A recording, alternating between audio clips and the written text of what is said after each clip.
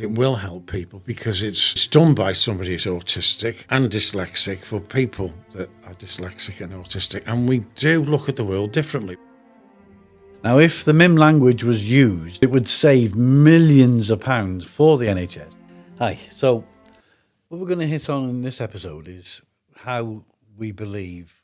We've already hit on the fact that it can help an awful lot of people. The MiiM language can. I'll tell you what, I'll start off again. Let's just start this again. So, in this episode, we're going to discuss how the MiiM language can help both people with neurodiversity or any kind of learning weaknesses, or alternatively, if you don't speak the same language, to enable them to communicate. The current methods for anybody, for example, with a disability that are used to enable them to communicate aren't really cohesive in the same sense that the MiiM language you can actually converse and ask specific questions with or inform people about. And what I mean by that is, a typical example is in a clinical sense. So if you were on holiday, for example, and you injured yourself.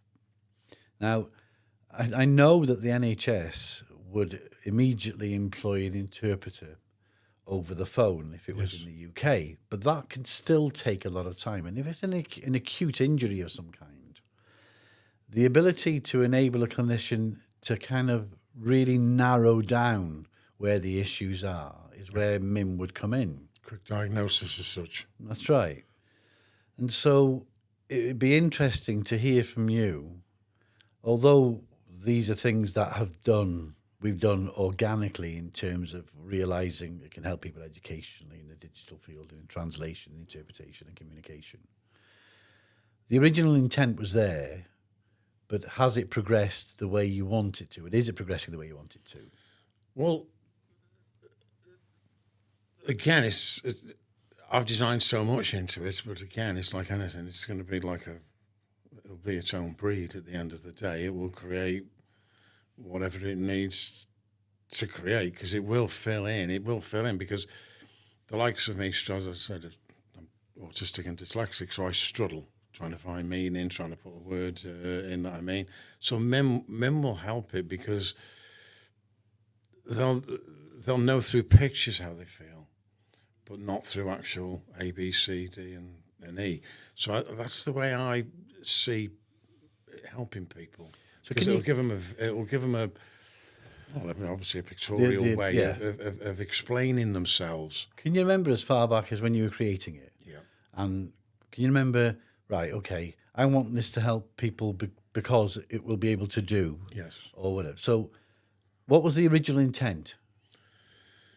Well, the original intent was obviously to be understood. That was the big thing, because obviously at the start when I did so many pictures, but they weren't saying anything. You know, they were just, again, a bit like emojis because they weren't meaning anything.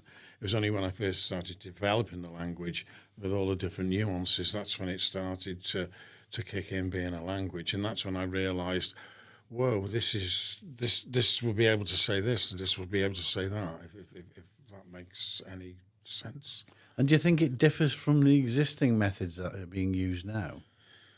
What, in the normal sense of A, B, C, D, and without wanting to name the other systems that the NHS kind of use, do you think how does it differ from that? Why is it different? Why is it better? It's much simpler. It's much simpler in its application and the way it looks. And as we've said, you can write it. You can in any material, anywhere. So it's great for disasters, or as long as then we can move their hands, we're all right, really, I think, if that makes any sense. Yeah, so compared to the existing systems that are used now, I think it's fair to say that there are different versions of communication for people with different learning weaknesses or neurodivergence or hearing impairment or visual impairment, okay? So other than visual impairment, is it fair to say that MiiM, unlike the others, covers all of these? It'll enable anybody in these particular sectors, if you like, to In my- use the same language? In my opinion, it does. It crosses over, and I think that came out in the triage report that we had done. It came out that, personally, it shocked me. Going into Christmas, I was pleasantly surprised. I thought, oh, well, triage report, didn't know what was, to be honest. I do now. And what came out of that was pretty fantastic, I thought. Yeah, I can just call up so I can just fill people in with that. We, as part and parcel of our funding application with a particular university, which shall be nameless, they were unsure of us in terms of what we wanted to achieve and what the project was about. And so as a consequence, they funded a triage report by independent consultants who looked into the whole aspect of what we were doing, did quite a deep internet search. And within the triage report, it pulled out quite a number of different areas that, for example, the NHS, because they asked us, in business terms, they asked us, what's our low-bearing fruit? Where do you think we would start? And I said, well, it's very difficult because we're in so many different genres. I wouldn't know where to start. But the three aspects are, as we've already mentioned, education, digital, and medical. And they said, okay, so where would you see it? I said, well, if it was adopted, for example, by an NHS, kind of board, they could use it in tablet form or written form, and it would enable people to get diagnosed in general terms a lot quicker, and also enable people to communicate. Where's your pain? Where does it hurt? Even asking them very basic questions about their anatomy as well. Yes. And so they did in the triage report. What came out of it was there was alarmingly there were two particular NHS. They did an FOI, a freedom of information kind of request, and there was two main southern-based NHS. I've forgotten the word. You see, Regions, sectors. not regions and sectors. What were they? NHS local health authorities. Yeah. So the two main local health board authorities in the south. One was spending 129 and the other one was spending 148 million pounds a year on translatory services.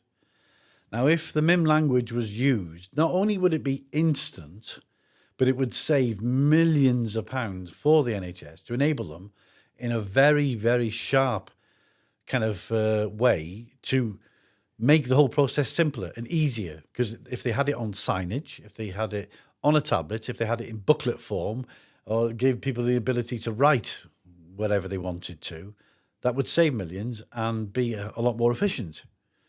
And so, sorry, that's the triage report that Tim's talking about. So as we go along, it becomes more apparent how it can help in many different ways.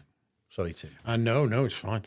And one thing again that freaked me, because America is spending $50 billion a year on translation skills, and that's one of the things that they said. And in the actual triage report, they said this would basically correct this in lots of ways. And that again, I'm just so excited about it because that's what it will do. And it needed somebody from outside to see that as well. And in conjunction with it, as you say, they Absolutely. also did an FOI with, because I mentioned one of the southern, said how much are they spending on translatory services? And this particular, they just did a search on one council, and the one council alone was spending £1.2 million on translatory services because of the migrant situation. Yeah. Again, if they adopted the MiiM language throughout their entire kind of help desk or alternatively, information centres or whatever, that would save them an absolute fortune. Absolutely. Again, signage, all of this. Now, the best thing to come out of this report is, and the thing that got Tim more excited than anything else, was they also, the consultants also did a deep search onto whether or not we were, essentially allowed to use the boast that nobody else has done what Timm has created, and there's nothing that's ever existed that has been similar. And which I do find quite strange about.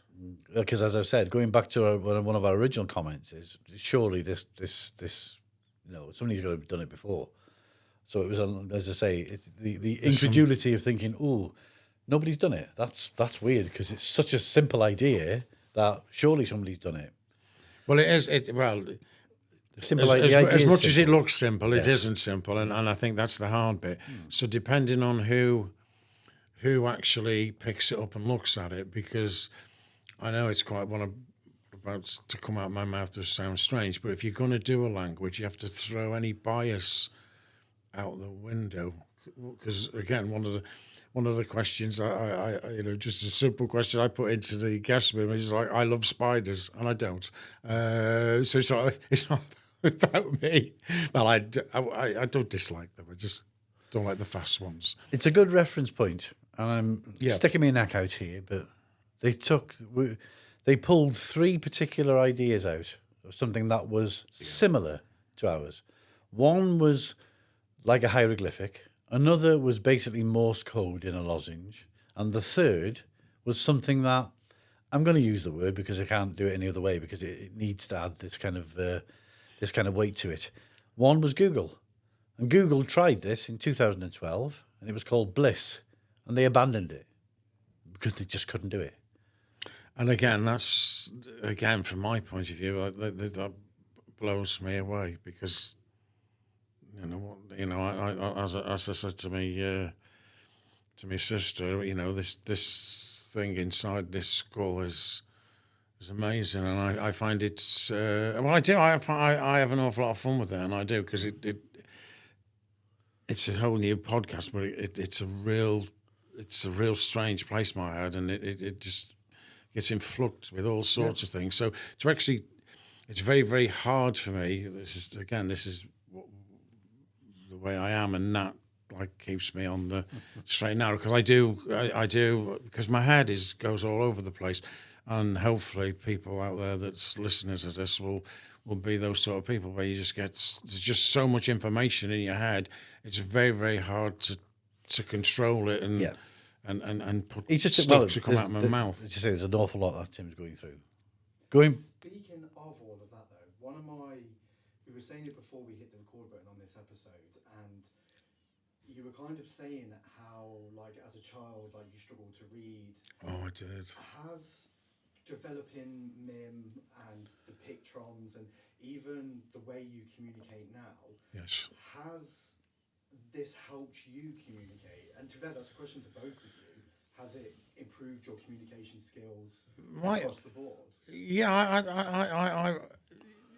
I've got to say yes, because at the end of the day, I've been dismantling the meaning of words, and I have to get down to what does it really mean. So I've learnt an awful lot. Because I'll write a word with it and go, oh, wow, it needs something, not quite, and then I'll go through and I go, oh yeah, there it is, and then the whole world is just, well, not the world, but the word will go and just light up and go, yeah, and I'll be praising myself because again, people that are playing the game that I know personally, they'll go, that can roll out internationally. What you've just said can just roll out internationally today. That's because everyone can understand it, and the way you've done it, which is going back to the omelette and how you make an omelette and how you make boiled egg and all the rest of it. It's an information picture language. That's what it is. So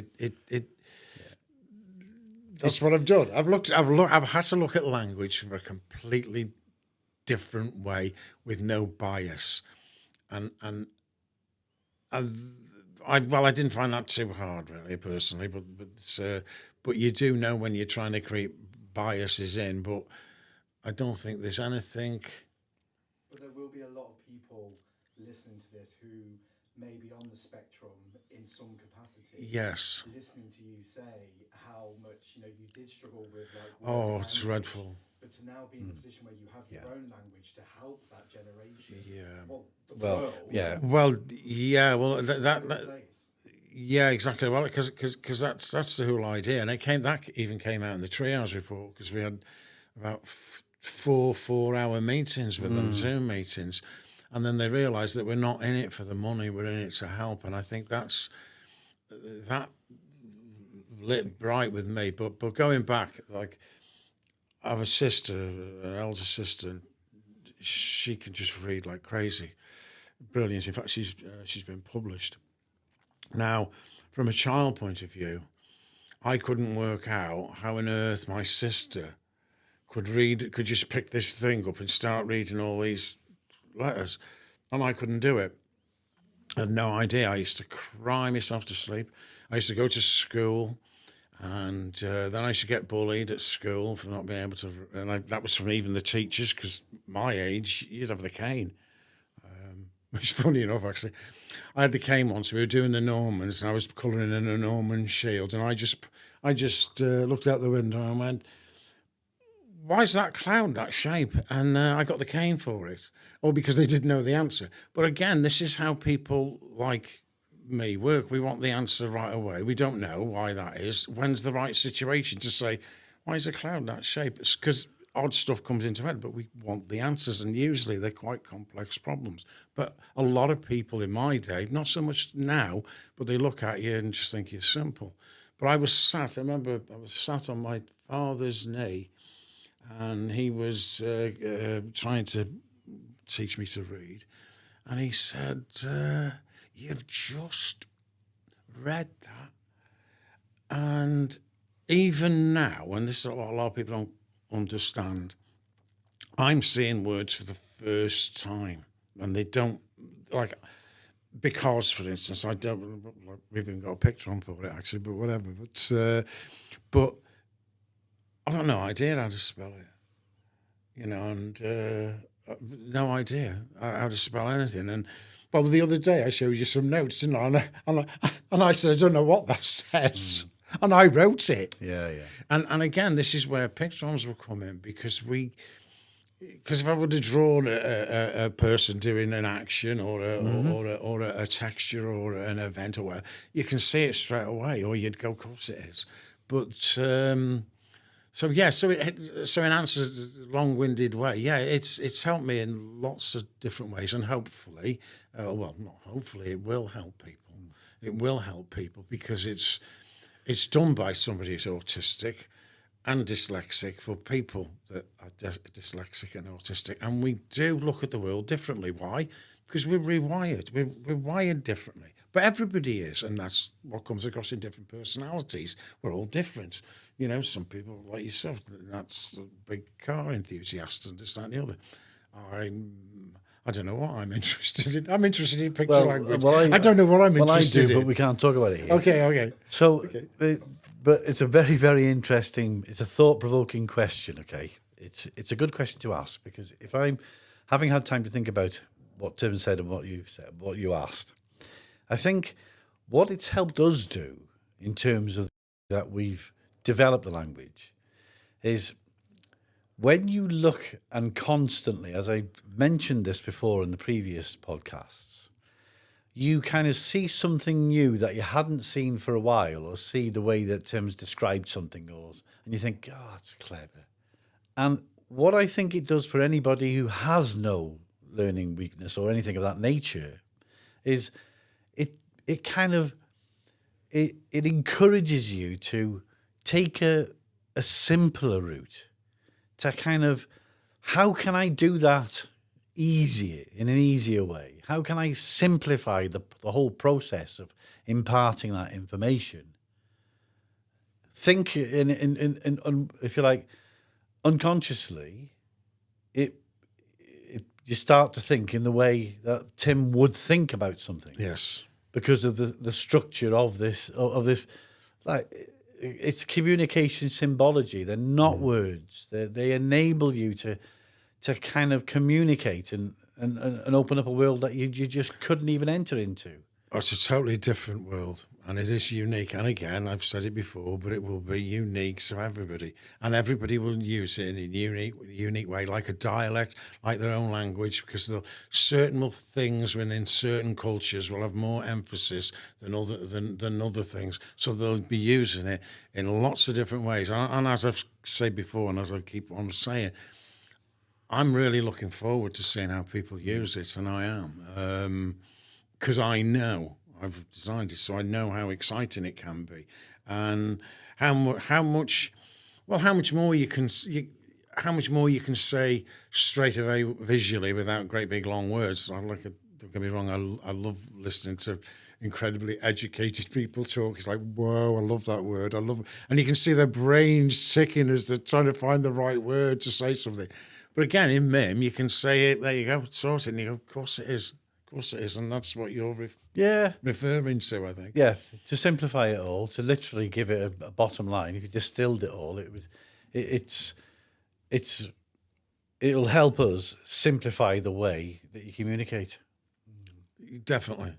And again, it's when I say colourful, I don't just mean because the pictograms are colourful. They are. Again, they are colour related, not in every sense, but an awful lot. But they are. But it's just it is.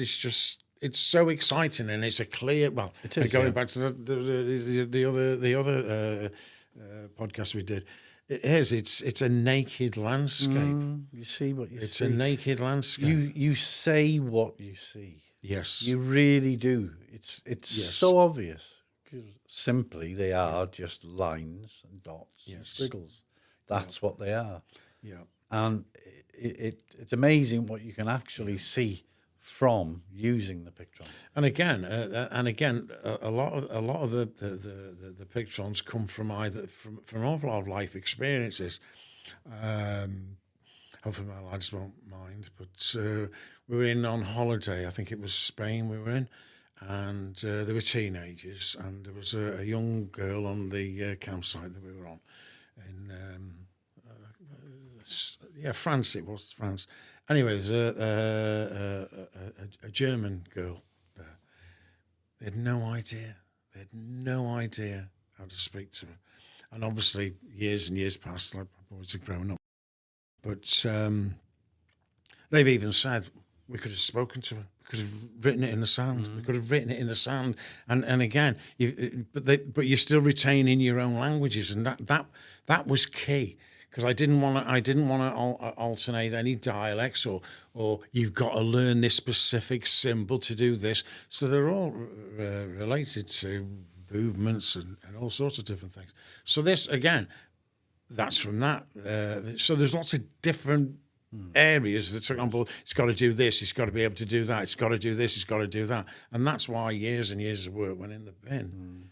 You know, and it was hard. It was hard destroying work, but you have to. I had to destroy it. Dreadful, but there you go. As you say, you've honed it down, and you still do now. Yeah, absolutely. Yeah, definitely. And the way it'll help different people with the learning, either adult learning, kind of neurodivergent, or whatever it is. You know, so for example, somebody with Asperger's syndrome. Now, very often, they can't even understand what they're being taught. Yeah. They don't understand the nuance of whether it's history, geography, or whatever. Now, in digital format, if there was a cohort of both learning, teaching assistants and students, where through the MiiM language, they could actually be informed what subject they're being taught. Absolutely. That'll make a huge difference. Yes. There's no genre out there. There's no communication system. There's no kind of alleged educational system that will cover all of these aspects, whereas MiiM will. It will enable people to, whether it's to say, listen, what time is the lesson finishing? How do I get to the next room? Yeah. You know, what are we being taught? It's all there. MiiM can actually help anybody. In that sense, I remember going at one point. Went to a particular university, and basically said, "What do you think of this?" And the professor in question said, "You can build a bomb with this and park it." And I went, what? I said, "Can't you do that with every language?" And he went, "Well, yeah." And I said, "Well, proof of concept. Proof of concept. A strange proof of concept. But again, it depends how people approach it. But even saw it from his sort of interesting perspective. But again, it's very, very simple. But you can say the most complex things if you want. And again, that's in there. You can say incredibly complex things. It's not just simple. It looks simple, looks childlike, but take it from me, I designed it, it isn't. So it's safe to say that not only is it a global dialect, It is. it's also, it can be used from all ranges Everybody. of every Everybody. walk of life. Yeah. I'd be interested to know whether I know this is well offbeat, but you'll have to accept that from me. You remember then they taught was it a gorilla how to do sign?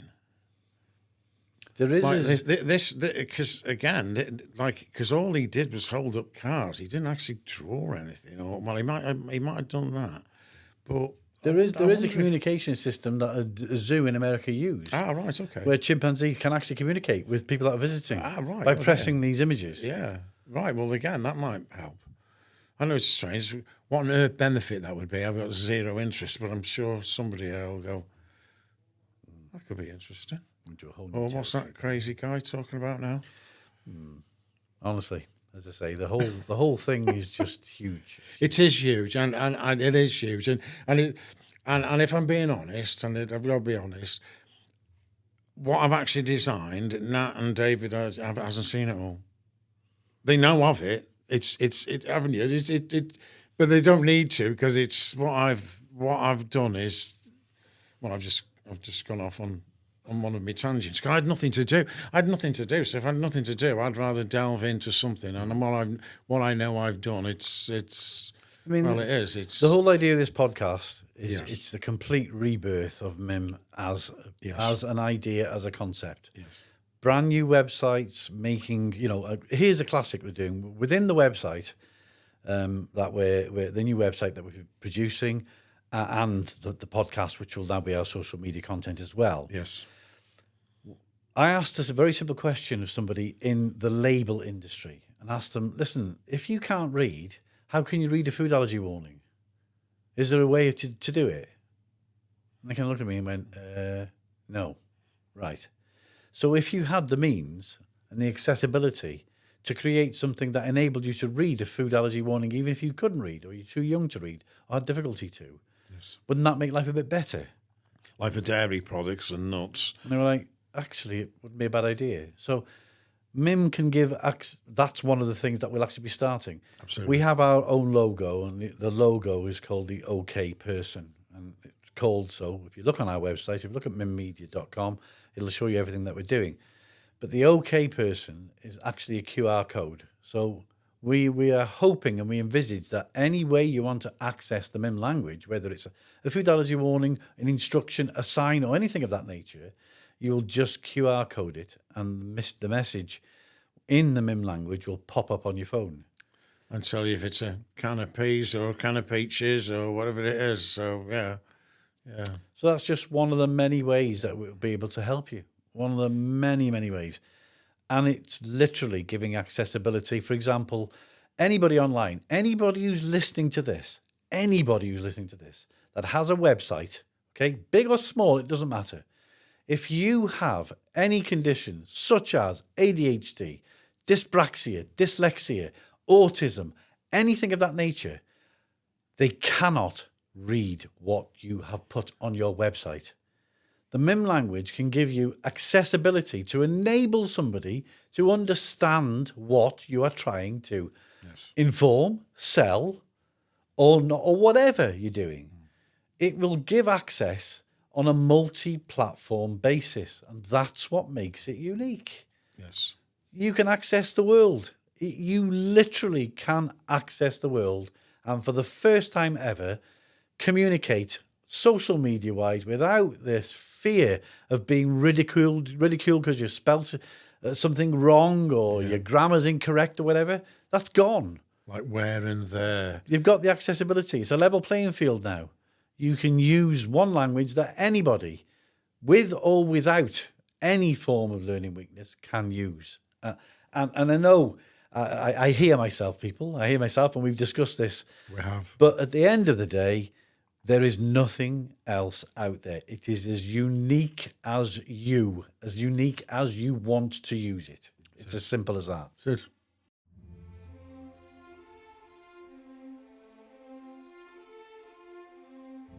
Thank you for listening to You, Me Talk Pictures podcast, brought to you by MiiM Media.